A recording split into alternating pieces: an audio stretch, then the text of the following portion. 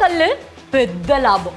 இங்க ஒருத்தர் dry fruit business பண்ணி மாசம் 3 லட்சம் ரூபாய் சம்பாதிக்கிறார். எப்படின்னு தெரிஞ்சுக்கணுமா? ஃப்ரீடம் ஆப்பை டவுன்லோட் பண்ணுங்க.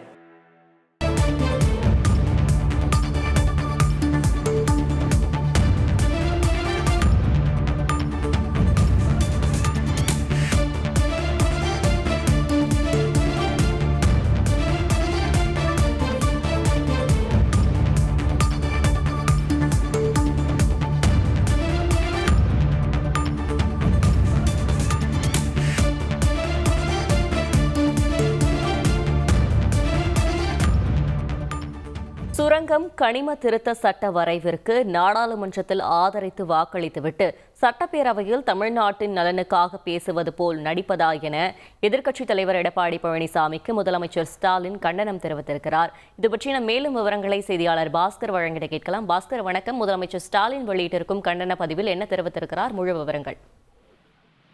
மதுரை அரிட்டாப்பட்டி சுரங்கம் அமைப்பது தொடர்பாக இன்று பேரவையில காரசாரமான விவாதம் நடைபெற்றது.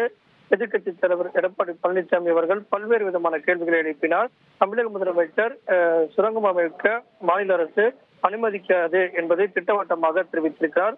அது போன்ற நிலை ஏற்பட்டால் நான் அந்த பொறுப்பில் முதலமைச்சர் பொறுப்பில் இருக்க மாட்டேன் என்பதையும் சுட்டிக்காட்டினார். அந்த வகையில் பார்க்கும்போது பேரவையில் நடைபெற்ற காரசாரமான விவாதத்துக்கு பிறகு எக்ஸ் வலைதளத்துல கருத்து ஒன்றை பதிவிட்டிருக்கிறார் தமிழக முதலமைச்சர் மு க ஸ்டாலின்.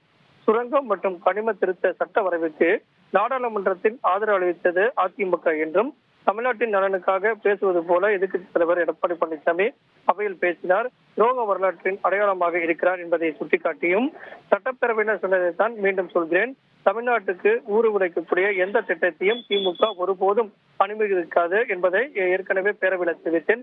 அதை மீண்டும் நினைவு கூறுகிறேன். சட்டப்பேரவையில் சொன்னதைத்தான் மீண்டும் சொல்கிறேன். தமிழ்நாட்டுக்கு ஊறு உழைக்கக்கூடிய எந்த திட்டத்தையும் திமுக அரசு அனுமதிக்காது என்பதை தமிழக முதலமைச்சர் இந்த எக்ஸ்பிரஸ் தளத்தின் மூலமாக கருத்தை மீண்டும் பதிவு செய்துள்ளார்.